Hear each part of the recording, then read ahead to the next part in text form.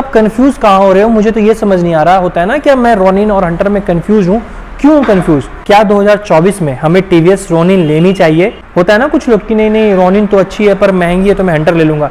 ऐसा तो है ही नहीं, क्योंकि दोनों की प्राइस बिल्कुल सेम है। अब आपको डिसीजन बनाना है कि अब आपको एक ऐसी बाइक चाहिए जिससे आप भौकाल सेट कर सको कि अरे मैं तो हंटर यूज चलाता हूँ, बहुत one of the most sold bike है। या फिर आप एक ऐसी बाइक लो जिसकी माइलेज उससे अच्छी हो, जिसमें फीचर्स उससे अच्छे हो, प्राइस दोनों की सेम हो।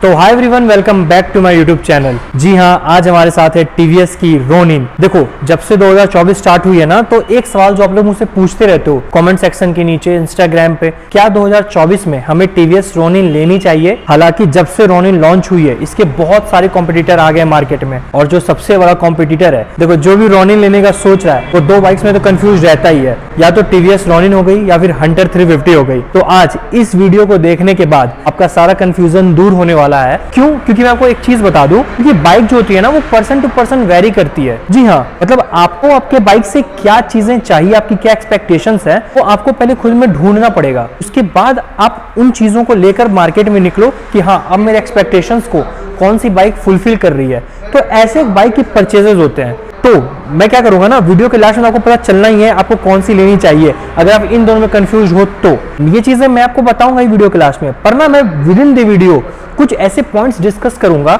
जिसके बाद ना आपका दिमाग बिल्कुल क्लियर हो जाएगा। एंड अगर आप फिर भी कंफ्यूज हो फिर तो मैं हूं ही लास्ट में बताने के लिए। चलिए आज वीडियो स्टार्ट करते हैं। एंड हाँ, आई प्रॉमिस इस वीडियो को देखने के बाद आपको इस दो बाइक से रिलेटेड अगर कोई भी कंफ्यूजन है वो तो दूर होनी ही है, एंड आपको कोई और वीडियो देखनी भी नहीं पड़ेगी, हर चीज यहीं डिस्कस करूंगा। एंड हाँ, वीडियो स्टार्ट करने से पहले अगर आपको टीवीएस का कोई भी प्रोडक्ट चाहिए, टीवीएस का कोई प्रोडक्ट खरीदने में इंटरेस्टेड हो, जो शोरूम का एड्रेस है वो नीचे डिस्क्रिप्शन में है। आप लोगों को कुछ नहीं करना, एड्रेस कॉपी करो, गूगल मैप पे पेस्ट करो एंड आ जाओ।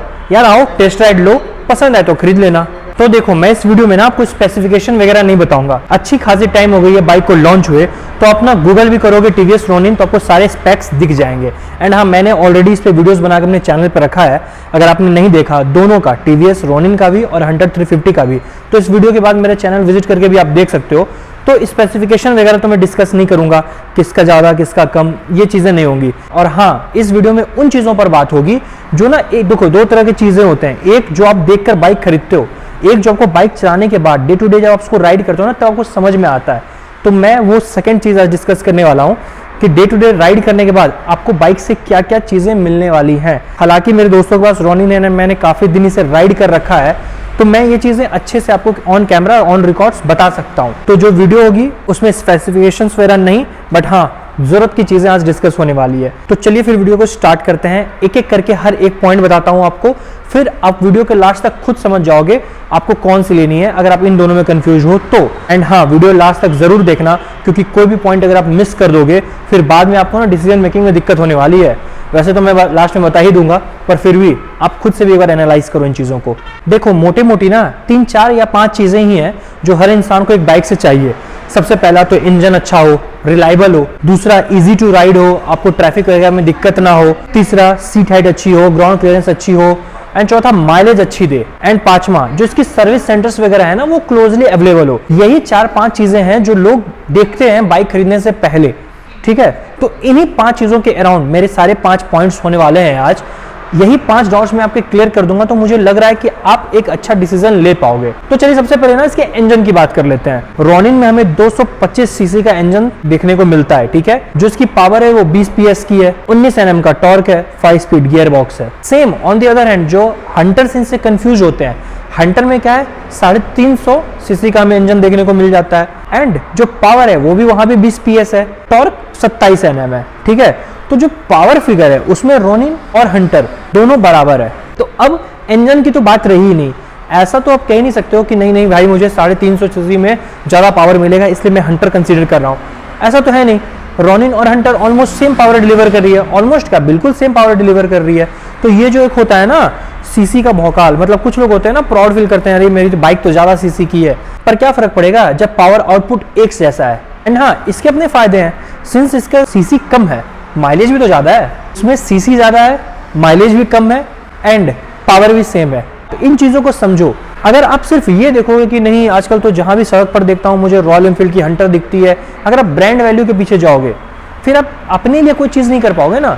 अगर आपको दूसरे को शो ऑफ करने के लिए हंटर ही लेना है तो आप ले सकते हो, दिक्कत की बात नहीं है।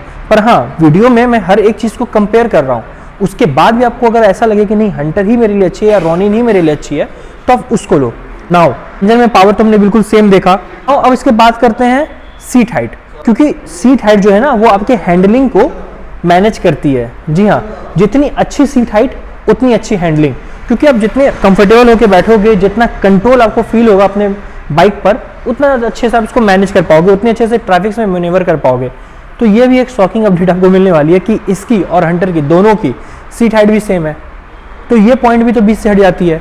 ठीक है, नाउ अगर मैं बात करूं ग्राउंड क्लियरेंस की, तो टीवीएस रोनिन की ग्राउंड क्लियरेंस हमें ज़्यादा अच्छी देखने को मिलती है, जो इसकी one of the plus points में से एक है। क्यों, मैं आपको ये बताता हूँ। देखो, India is a developing country, ठीक है, तो यहाँ रोड्स बनते टूटते रहते हैं, आपको बहुत सारे पोटहोल्स दिखेंगे, ब्रेकर्स दिखेंगे। आजकल तो ऐसा हो गया है कि आप घर से निकलो हर 10 कदम पर एक ब्रेकर आपको मिल जाएगा। इंजन की जो काउल है वो ब्रेकर से लड़ती है, तो आपको अगर लॉन्ग रन में एक मोटरसाइकिल चाहिए ना, तो आपको क्या कब तक आप थर्ड पार्टी एसेसरीज लगवाते रहोगे, तो आपको ग्राउंड क्लियरेंस थोड़ी बाइक की अच्छी चाहिए होगी। ठीक है, एंड ग्राउंड क्लियरेंस का क्या सीन है ना कि थोड़ा थोड़ा से भी फर्क पड़ता है। रोनिन की ग्राउंड क्लियरेंस इसमें हंटर से काफ़ी बेहतर है। तो अगर मैं इसका नंबर में बात करूं तो हंटर के हमें 150 एनएम की ग्राउंड क्लियरेंस देखने को मिलती है, पर टीवीएस रोनिन में हमें 181 एनएम का ग्राउंड क्लियरेंस देखने को मिलता है, जो इंडियन रोड्स के हिसाब से काफ़ी अच्छा है। जब दो यंगस्टर बाइक ले लें, या देखो जो स्टूडेंट्स है वो ज़्यादातर या तो रोनिन या हंटर आज के डेट पे ड्राइव कर रहे हैं। एंड हाँ, आजकल ट्राइम भी मार्केट में आ गया अपना स्पीड 400 लेके, तो वो भी मैं आजकल सड़कों पे कुछ ज़्यादा दिख रहा है मुझे। तो अगर बात सिंस अभी यहाँ बात हो रही है रोनिन और हंटर की, तो उसमें आपको एक चीज़ मैं बताता हूँ। स्पीड भी ना, दो लोग जब बाइक राइड करेंगे ना तो उनमें एक डिस्कशन तो हमेशा होता है कि मेरी बाइक की ज़्यादा स्पीड है या मैं 0 to 100 जल्दी क्रॉस करता हूँ एंड ऑल। ठीक है, नाउ अगर मैं स्पीड्स की बात करूँ तो 0 से 50 अगर मैं कंपेयर करूँ तो हंटर 5 सेकेंड्स अराउंड 5 सेकेंड्स में कर लेती है, रोनिन अराउंड 4 सेकेंड्स। एंड अगर मैं 0 to 100 की बात करूं वो भी रोनिन पहले कर लेती है, अराउंड 14 सेकेंड्स में ये करती है, एंड हंटर अराउंड 16 सेकेंड्स में करती है। अगर मैं 0 to 80 की भी बात करूं तो हंटर कुछ 9 सेकेंड्स में करती है एंड ये 8 सेकेंड में कर लेती है। तो अगर आप वैसे भी कंपेयर करो ना 0 to 60 या 0 to 80, 0 to 100, उसमें भी रोनिन विनर है। हालांकि ताजुब की बात यह है कि ये 225 सीसी की है, वो 350 सीसी की है, तो भी ये कमाल उतना ही करके दिखा पा रही जितना वो दिखा रही है। बस यही बात है कि आजकल थोड़ा मार्केट में ये हो गया है कि ब्रांड वैल्यू पे लोग बहुत ज़्यादा चीज़ों को जज करने लग गए हैं। टाइम वही है ना कि ब्रांड वैल्यू पे चीज़ों को जज मत करो, चीज़ों को जज करो तुम्हारे अकॉर्डिंग कि तुम्हें क्या चाहिए, वो आपको कौन सी ब्रांड दे रही है, आप वो बाय करो। ये नहीं है ना कि चलो अगर लोग रॉयल एनफील्ड खरीद रहे हैं, मैं रॉयल एनफील्ड को डिफेम नहीं कर रहा, पर यही है ना कि अगर आप 650 सपोज का अगर मैं एग्जांपल लूँ तो वो और भी बेहतरीन 650s हैं, बिल्कुल है। पर वही है कि अगर नाम पर आपकी नहीं भाई रॉयल एनफील्ड का नाम है तो मैं सुपर मेटियोर ही ले लूँगा, वो चीज़ें गलत हैं। आप अपने हिसाब से देखो कि आप उतनी हेवी बाइक 240 किलो की सुपर मेटियोर चला पाओगे, तो आप एलिमिनेटर ले लो जो 180 kg की है। तो ऐसे आप चीज़ों को देखो कि आपके लिए कौन सा बेहतर है। तो जो पहली पॉइंट थी वो थी इंजन, जो मैंने डिस्कस कर दिया ना। जो दूसरी पॉइंट है जो आपको एक बाइक लेने से पहले देखनी चाहिए, जो अभी मैं डिस्कस करूंगा, वो है इजी टू हैंडल। तो जो हैंडलिंग है, मैंने जैसा बोला, वो इसके सीट हाइट पे ना बहुत ज़्यादा वेरी करती है। एंड सिंस आप दो बाइक को भी मैं कंपेयर कर रहा हूँ, हंटर एंड रोनिन को, तो दोनों की सीट हाइट ऑलमोस्ट एक जैसी है। तो हमारे लिए ना ये थोड़ा और डिफिकल्ट हो जाता है डिस्कस करना। पर क्या है ना, जब आप दोनों को राइड करोगे, ठीक है, दोनों ही देखने में कॉम्पैक्ट है, दोनों ही अच्छी क्रूजर तरह की बाइक है, बट ये जो है ना ये थोड़ी सी स्पोर्टी टच देती है जो हंटर नहीं देती। हंटर आराम से क्रूजर है, ये थोड़ी सी ज़्यादा एग्रेसिव है इन केस ऑफ हंटर। अगर मैं अपना बताऊं तो मुझे थोड़ा एग्रेसिव वाला जो है ना वो ज़्यादा मज़ा आता है राइड करने में। एंड ग्राउंड क्लियरेंस अच्छी है ही इसकी, आप भीड़ में ना एकदम ऐसे मैन्यूवर करोगे। हालांकि ये चीज़ें तो मैं अभी आपकी ट्राइम की स्पीड के साथ, टीवीएस रोनिन के साथ, हंटर के साथ देख रहा हूँ कि ट्रैफिक जैम में इन तीनों के ओनर्स को तो कुछ अलग ही मज़ा आता है भाई, क्योंकि तीनों बाइक्स इतनी ईजी टू हैंडल है कि तुरंत भीड़ में तो रुकने का नाम ही नहीं लेते, एकदम तुरंत निकल जाते हैं। तो मैंने देखा कि इन तीनों बाइक्स के ओनर्स की ना मौज हो चुकी है। Now the third point is features. कौन सी बाइक हमें कितनी फीचर्स देती है? फीचर्स में तो स्ट्रेट हैंड विनर है अपनी टीवीएस रोनिन। जी हाँ, हालांकि रॉयल एनफील्ड का इतना नाम हो गया है मार्केट में, इतनी फीचर्स वो नहीं दे पा रही है। मैंने अपने पिछले वीडियो में भी बोला था कि अगर आप रॉयल एनफील्ड ले रहे हो, हंटर 350 ले रहे हो, तो आपको थोड़ा फीचर्स में ना मतलब मन मारना पड़ेगा, पर वो सारे फीचर्स आपको इसमें देखने को मिल जाते हैं। इनफैक्ट अगर मैं इंजन की बात करूं तो इसमें सिर्फ एन असिस्ट क्लच है, जो हमें हंटर में देखने को नहीं मिलती, जो आजकल बेसिक्स है, हर बाइक में आती है पर उसमें नहीं आती, पर इसमें है। एंड इसमें और भी बहुत सारे फीचर्स हैं, चलो मैं कुछ गिनवाई देता हूँ। सबसे पहले तो ब्लूटूथ कनेक्टिविटी हो गई, कॉल एंड मैसेज अलर्ट्स हो गए, टर्न बाय टर्न नेविगेशन हो गया, स्लिप एंड असिस्ट क्लच हो गया, और भी बहुत सारी चीज़ें हैं जो इसके कॉम्पिटिटर्स हैं उससे इसमें फीचर्स तो बहुत ज़्यादा है। अगर आप सिर्फ फीचर्स पे डिसाइड करोगे तब तो रॉनिन विनर हो जाएगी, पर अभी 2 पॉइंट्स और बचे हैं तो उनको भी देख लेते हैं, फिर हम लास्ट में अपना मन बनाएंगे कि हमें कौन सी लेनी है। एंड हाँ, एक और चीज़ मैं डिस्कस कर देता हूँ जो इसे ईजी टू राइड वाले टॉपिक में आप फिट कर सकते हो, वो है दोनों बाइक की वेट। रॉयल एनफील्ड हंटर की बात करूँ और रोनिन की बात करूँ वेट की, तो ये ज़्यादा हल्की है, ये 160 किलो की है, सिर्फ मात्र 160 केजीज, वेराज हंटर 181 केजीज की है। अब आप खुद डिसाइड करो, 160 केजीज की मोटरसाइकिल, बहुत अच्छी सीट हाइट, अच्छी हैंडलिंग, अच्छा ग्राउंड क्लियरेंस, अच्छी माइलेज, अच्छा फ्यूल टैंक कैपेसिटी, और क्या चाहिए आपको? मतलब आप कंफ्यूज कहाँ हो रहे हो? मुझे तो ये समझ नहीं आ रहा। होता है ना कि मैं रोनिन और हंटर में कंफ्यूज हूँ, क्यों कंफ्यूज? सारे स्पेक्स, सारे चीज, सारी डिटेलिंग्स तो इसके फेवर में जा रही है। द नेक्स्ट पॉइंट इज कि कितना वैल्यू फॉर मनी है। देखो, जब कोई भी बाइक खरीदता है ना तो एक टॉपिक तो उसके मन में होता ही है, कितनी फ्यूल एफिशिएंट है ये।